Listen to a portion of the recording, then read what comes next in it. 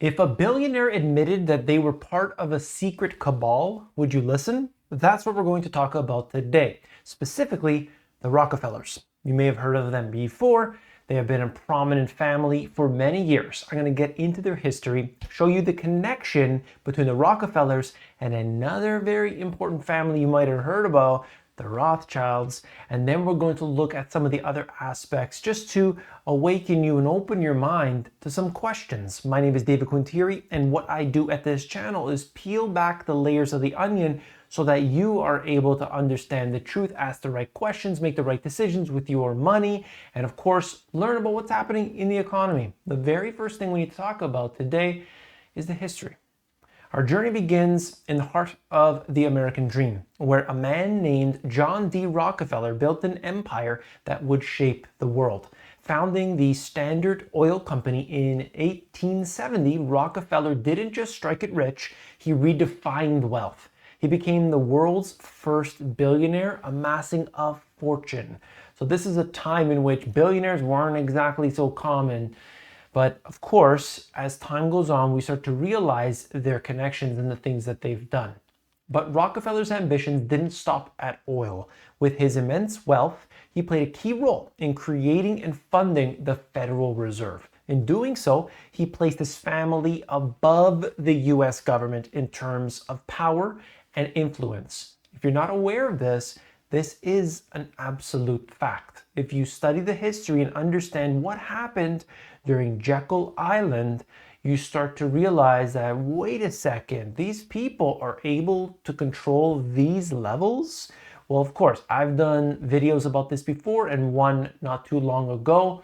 People should be aware of that. They need to understand who is really in control, who is making these rules. And of course, you tend to find it's those in the elite status, or so-called elite. In 1911, the Supreme Court, alarmed at the incredible monopoly Standard Oil held, forced its breakup into smaller companies. But don't be fooled, okay? Because that's what they say, right? We're going to break them up. We're going to make sure they're not a monopoly. Well, these smaller companies are now titans in their own right. Ever hear of ExxonMobil, Chevron, ConocoPhillips? They all have roots in Standard Oil. Oh, we're going to break them up, all right. But of course, all the parts become greater than the total. Isn't that the way it works so many times before? Today, the Rockefeller legacy lives on. And there's suggestions that their wealth is spread amongst about 150 blood relatives. But the question remains, how deep does this oil well go? And I want to talk about a few things here. I want to get into the members of the family, those that are prominent, but start to ask these questions. If they were able to help set up the Federal Reserve Act, if they set up one of the biggest companies ever, Standard Oil, it got broken up into smaller pieces, then those became huge on their own. What else have they done? John D. Rockefeller Sr., he was born in 1839. He co-founded Standard Oil in 1870, ran it until they officially retired in 1897. Standard Oil was an innovative and aggressive company, and the Rockefellers' wealth soared as kerosene and gasoline became important commodities. By the time of his death in 1937, his assets equaled, check this out, to 1.5% of America's total economic input. So the total GDP, the guy has 1.5% of it. And that's what we know of. That's like the public wealth, like the Forbes 500 type. Now think about that for a second. That's massive. John D. Rockefeller Jr. From 1874, he was the only son of John D. Rockefeller. He developed Rockefeller Center in New York City. It was instrumental in the decision to locate the United Nations in New York. Remember that? UN. I could go in a hole down in that rabbit hole if you'd like. He also donated land for national parks, including Grand Teton and Acadia.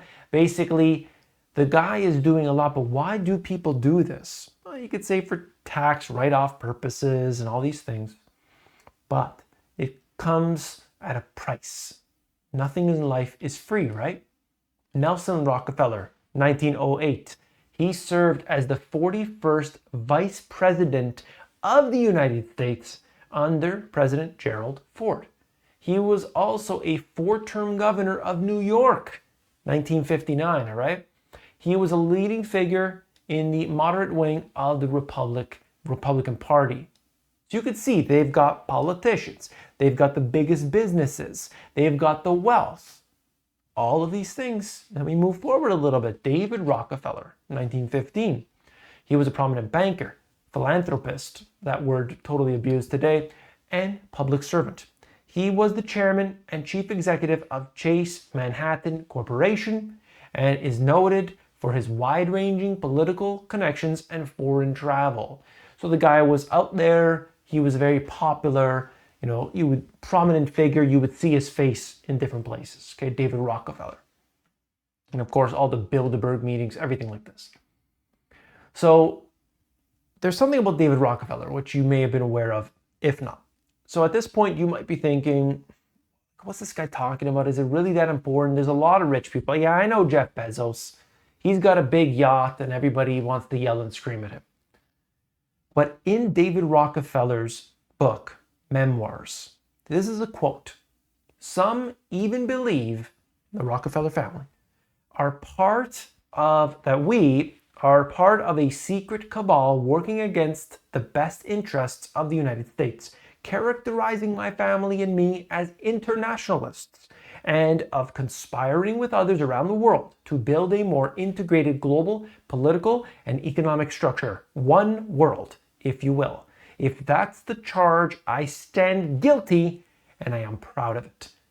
Now, some suggest that was taken out of context, saying that, hey, he wants to build a more unified world, that people can get along, businesses, and of course, globalization. All right.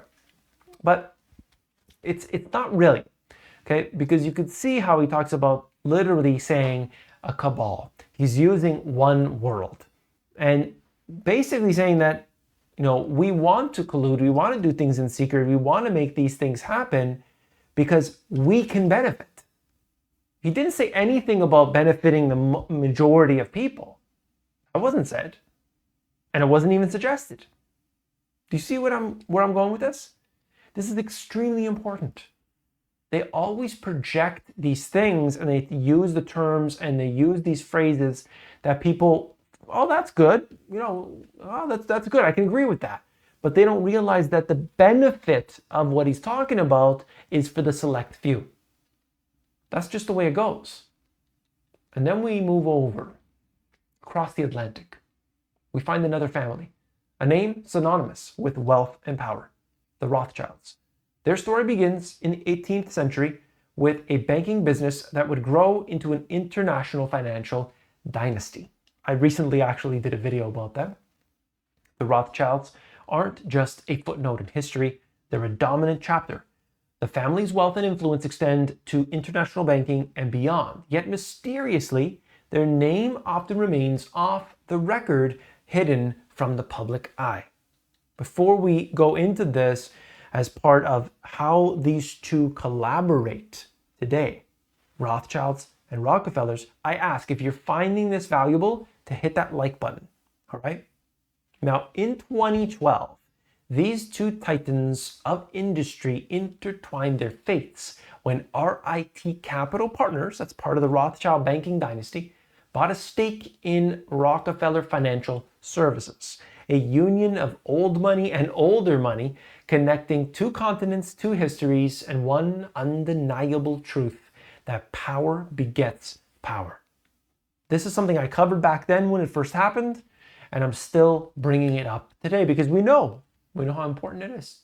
We live in a world where a handful of families hold sway over the masses, where wealth and influence have become hereditary traits. But remember that knowledge is power. Doesn't mean that you have to succumb to all of that which they're forcing on people. This is something I talk about all the time, but of course, it's the pillars of prosperity. There are so many people today that have their own homestead, solar panels, geothermal, the garden in the backyard, massive garden, all these things. And the ebbs and flows, the ups and downs of this world, lockdowns, all these different things, they don't affect them because that's the way that they've gone. Or there's other people that have accumulated, they're, let's say, ultra high net worth individuals. For the most part, they're not going to be affected by these things. So there are different ways out of this. It's time for us to basically plot our own course. And that's why you're here at the Money GPS, because this is your guide around these different difficult landscapes. All right. And that's what I'm here to tell you here. If you found this information valuable, it was one step further into what I'm talking about. Recently, I covered one of the 3 most powerful families in the world, the Orsinis, the Medicis, and the Rothschilds. There are many more, of course, and they all have their own things that they've done and the control that they have, the industries that they're involved in, and so on. This was another part of that.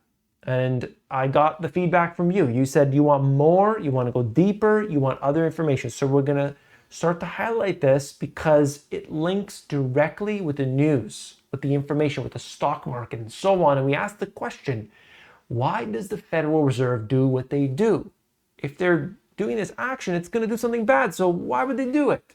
Well, when we start to realize who's behind the curtain, it makes a lot of sense.